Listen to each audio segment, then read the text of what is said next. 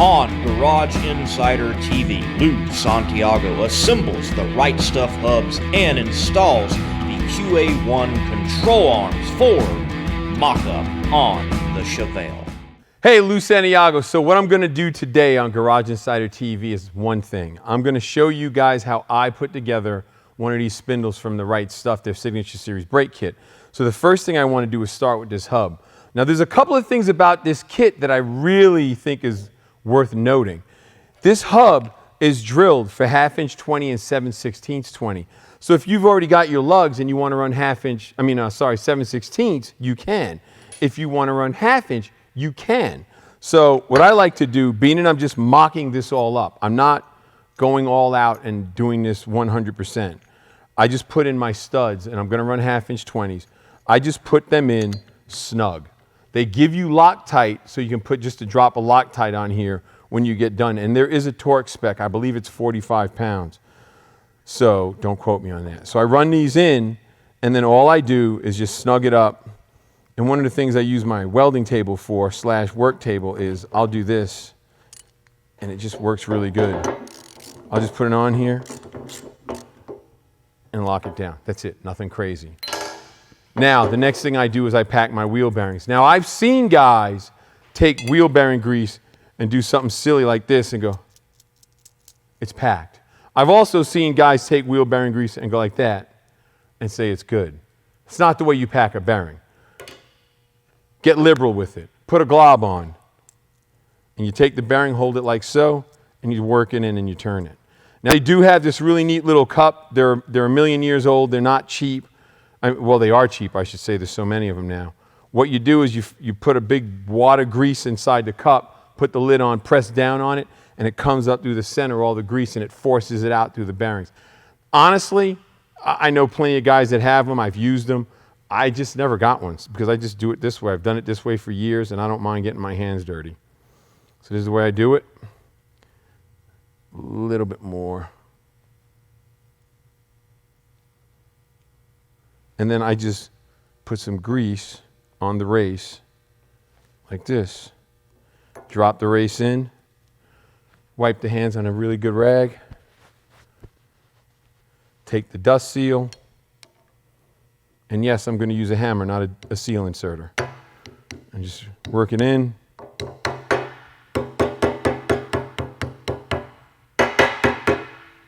That's the rear seal. Then comes the front seal. Same process. It's like laundry, rinse and repeat. And I just go like this, and if you do it right, it's real quick. Flip it over. Just keep on going.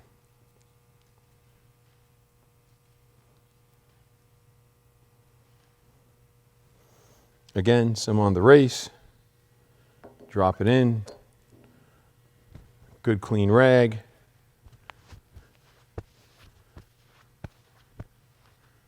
All right, now that's that. Now, before we put the hub on, something I want you guys to take notice of, you have these brackets.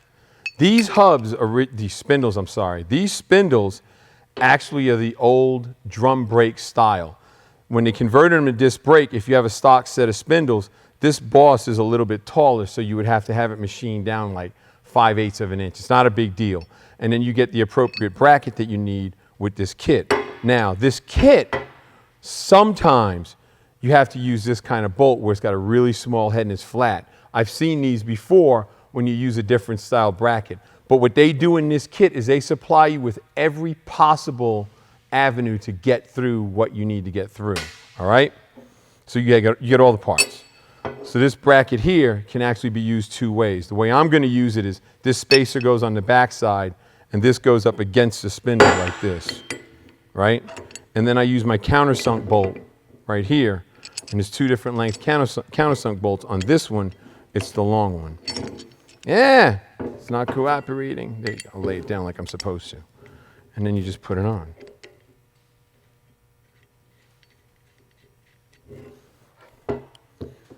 Tighten it up. Again, I'm not going crazy. I'm just mocking it up. And back here, I'm just going to take this bolt and put it in. because I don't have the steering arms. They're going to go to the powder coater, so I'm not even going to put them on. I just need to get this to the point where I can get everything in place and measure up for the wheels, because I have to measure up the wheels, and that's it's a whole nother show, but you'll see why. Now, just because I'm that guy, put a little dabble do ya on here, just because. Take my hub, slide my hub on. Hub is in place. Take the washer that they supply, the castle nut that they supply.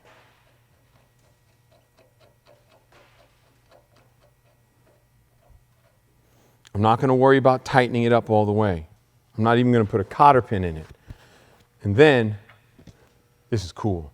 If you want to go black cap, or silver cap, just remember, black caps matter and they match the black hub. And then just tap it on. And the reason why I'm putting the cap on is just to keep trash out. You know, there is grease. And as we all know, grease is a magnet to dirt. That's all there is to it. Now, this side is ready to go on the driver's side over there. It's just ready to go on. All I'm going to do is go through everything, mock it all up. But there's a couple more things that I need to tell you, like right here. This kit gives you Timken bearings. If I was you, I would write down the part number for an inner and outer bearing, all right? This way, when you need them, you don't have to call the right stuff and go, hey, I got this kit. You can just go to the store and get it. You're not down. I've actually had a situation where I had a car in my shop and it needed wheel bearings, and I called the people who we got the stuff from, and I said, look, I bought some Mustang 2 spindles, some Mustang 2 bearings, and they didn't work. They didn't fit. Oh, yeah, you got to use our bearings. What do you mean I got to use your bearings? Yeah, we use our own proprietary bearings. Like, never mind, don't worry about it. What they didn't understand was I was smart enough to look on the back of the bearing on the inner race and get the part number and cross it over to figure out what I needed. They were actually using an industrial bearing. These aren't industrial bearings. My understanding was that this is like an automotive bearing. They were using an industrial bearing, so you had to buy it from them. So I got some bearings, and I took care of it. Later on down the road, I actually got some other aftermarket spindles, put them on the guy's car, and got him a common bearing, so he doesn't ever have that problem, because he drove his car all the time. So there you have it. My next step is I'm going to get the QA1 control arms, put them on so we can put the spindles on and mock it up. And then at that time, I'll show you guys the rotors and everything else. Hey, I want to tell you guys about QA1. It's QA1.net if you're going online. But this is the deal. This is part of the front suspension for our 69 Chevelle project. So check this out. DOM tubing, and it's thick wall, and these pockets here are designed to lower the car an inch. Now I know you're thinking, okay, well Lou, your car is going to be 5 inches off the ground and you're going to lower the front even more. Don't worry about that. I've got a welding machine and a plasma cutter. We'll make it all work. Don't worry. Everything is powder coated. They have Delron bushings, low friction, which really is cool, low friction ball joints. That means that they're not hard to move. They move freely, which really does improve things when you're going around corners. That's what a lot of these pro touring guys use, just so you know. And also, the cross shaft on the upper control arms, CNC machined. Now these springs, if you notice, one end is smaller than the other. What they're doing with these springs on the coilovers is really neat.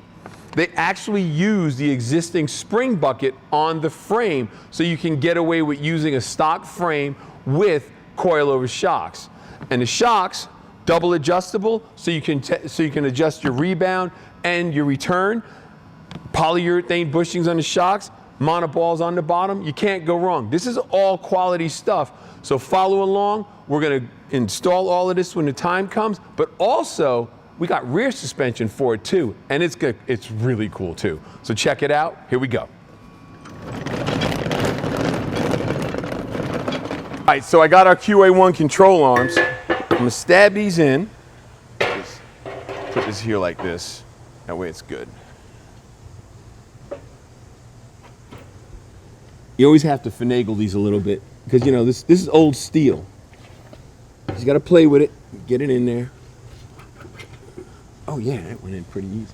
Man, this actually fits really good. I like this. Where am I at?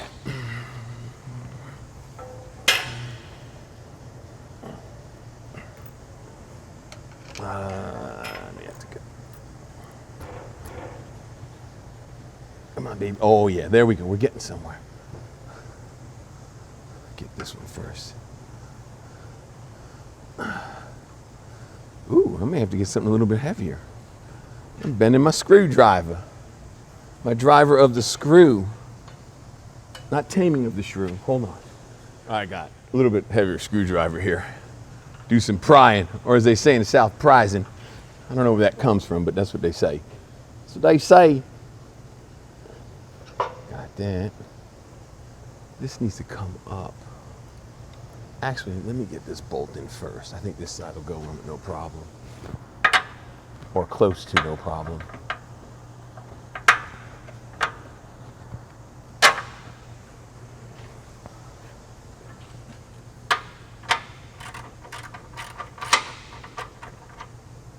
You know what? I'm just going to get a BFH.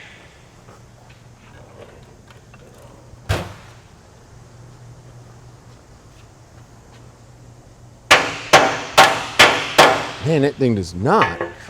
What do I got going on here? It's almost there. It's got to be this side. It's got to be because of this side's down too low. It's the only thing it can be. How do I want to do this? I really don't want to bang on these nice arms.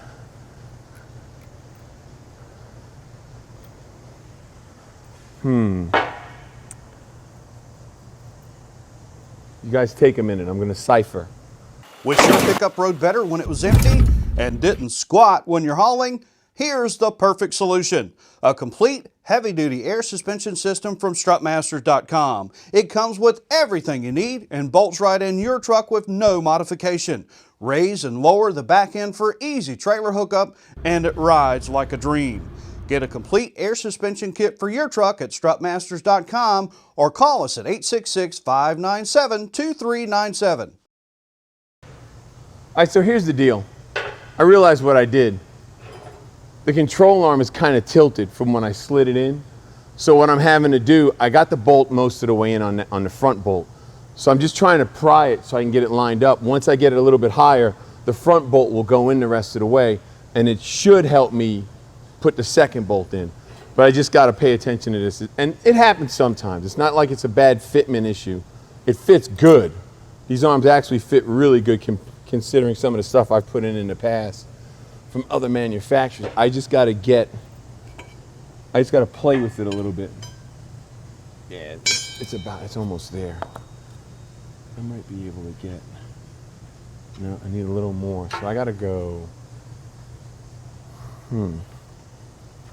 try this. Oh, there it goes, baby. There, oh, hell, it went too far. There it is.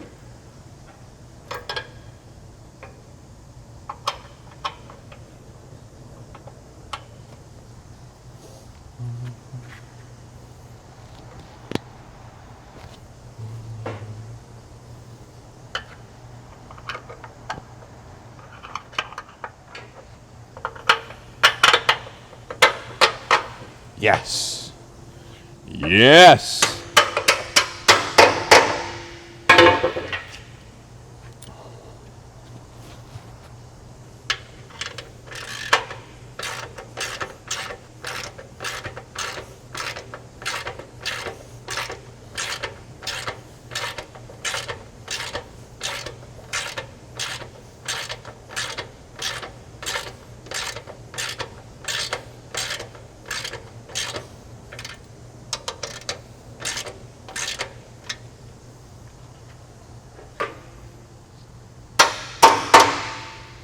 All right, now the upper goes on. Just a point of notice, you guys. The uppers are a right and a left. Typically what QA1 does is the stickers go forward. If I had them flip-flop, the ball joint would be too far forward, and that's exactly what you don't want. Because then it doesn't work.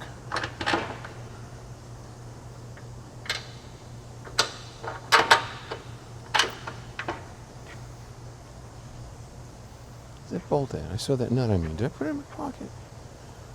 Yeah, it's all right. Do this.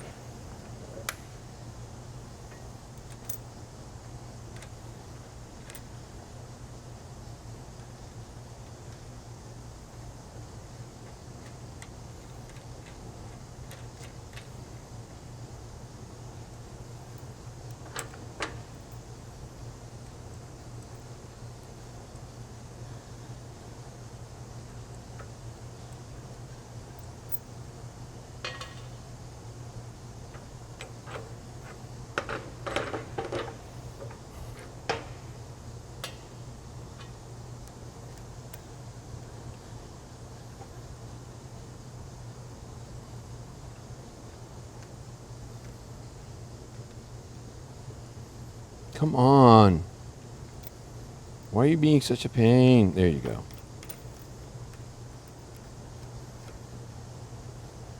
All right, got that there, got that there.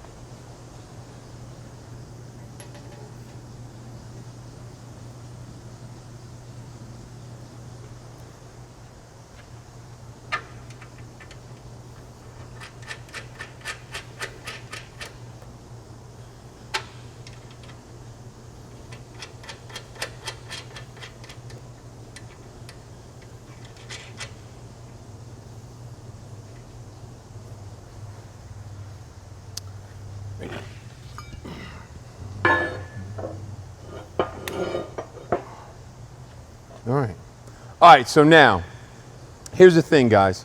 You need to keep this in mind whenever you're doing something like this. You want to save all your old nuts and bolts. And the reason why you want to do that, because you know these are the right lengths. Now, from the factory, they actually put this little bevel on them, and that's so when it doesn't line up perfect, you can just drive it in with a hammer. I mean, honestly, it acts like a centering point, and it helps line it up. So what I'm going to do later on is all this stuff here is just for mock-up. All right, all these bolts, I'm not putting the shocks in right now, because right now I'm more concerned about mocking it up, because I have to get ready to do my wheels and tires. And it's important to know that, what size I want to run and all that. I'll put the brakes on later, but I do know that these brakes, I don't have to get a wacky offset in the hat area where it mounts. And I'll go into that in a really big detail when I'll have a drawing and everything. I'm even going to break out a whiteboard. It's going to be really intense. So right now I'm leaving everything off because I know what I need for this.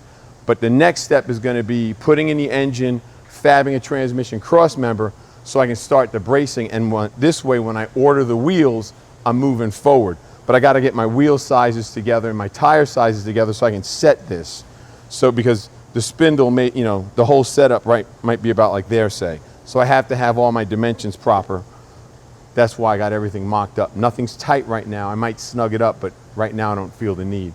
There you go. Thanks to QA1 and Rich's right stuff and the right stuff, and we're good, right? Yeah, we're good. All right, check it out.